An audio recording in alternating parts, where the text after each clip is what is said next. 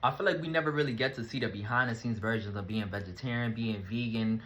Some people can't even grasp it, right? So I'm gonna give you a little behind the scenes, right? There comes a part of the journey, whether you do it for a day, a month, a week, a year, there comes a part of the journey where you receive a lot of mental and spiritual clarity. Like you start to dream more, you start to just be more effective once you get out of the craving period, because it's really a craving, right? You have to beat that addiction almost, because you've been eating meat since you was a little one, since you was a shorty, right? So you really have to kind of cleanse your body to not crave it. And then when you do your research, you realize you're not really craving meat. You're craving the sodium that's packed in the meat. You're craving the seasonings and the sodium packed on the meat. And then you start to question, why does my body crave meat? Why does it crave the sodium?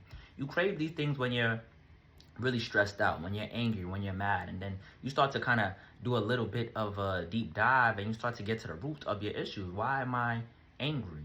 Why am I stressed out? Why am I feeling this kind of way? And therefore, that's where I talk about the mental and spiritual clarity. You start to kind of, you could journal about it, you could talk about it and be like, well, I'm not really craving meat. I feel angry. I feel upset. And then once you get to the root, because before I would just have a chicken nugget and then, I go about my day, but I kind of get deeper into myself. You feel me? But yeah, I just want to talk about it. Whether y'all want to try it or not, that's up to y'all, but it's out there.